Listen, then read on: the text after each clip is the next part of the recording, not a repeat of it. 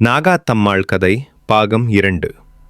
அந்த பண்ணையார் ஊர் மக்களை ஏமாற்ற பொன்னி நடத்தும் நாடகம் என்று எண்ணினார். எனவே ஊர் மக்கள் முன் பொன்னியின் தெய்வ நம்பிக்கை ஏமாற்று வேலை என்று நிரூபிக்க எண்ணினார். அவருக்கு ஒரு யோசனை தோன்றியது. ஒரு பெரிய மண்பானையில் விஷமுள்ள பாம்பை போட்டு அதன் மேல் ஒரு வெள்ளை துணி போட்டு மூடி எடுத்து வர சொன்னார். அதை ஊரின் மத்தியில் உள்ள ஒரு அரச மரத்தடியில் வைக்க சொன்னார். ஊர் மக்களையும் பொன்னியையும் அங்கு வர வைத்தார்.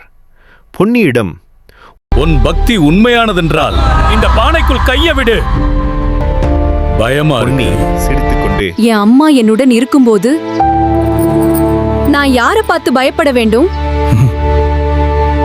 என்று கூறிக்கொண்டே பானைக்குள் கையை விட்டு எடுத்தாள். பொன்னியை அந்த பாம்பு சீண்டவே இல்லை. ஊர் மக்களும் பண்ணையாரும் வியந்து போய் பார்த்தனர்.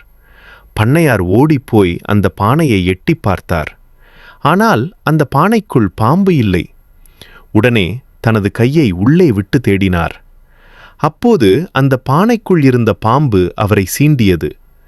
இதை சற்றும் எதிர்பாராத பண்ணையார் பயத்தில் அலறினார். அங்கு வேடிக்கை பார்த்து கொண்டிருந்த ஊர் மக்கள் பதறிப்போய் பண்ணையாரை உடனடியாக வைத்தியசாலைக்கு கூட்டிச் சென்று அவரை காப்பாற்றினர். அன்று இரவே பண்ணையாரின் எவ்வளவு தைரியம் இருந்தால் எனது பக்தியை சோதித்து பார்ப்பாய் என்று ஆக்ரோசமாய் கத்துவதைப் போல கனவு கண்டார்.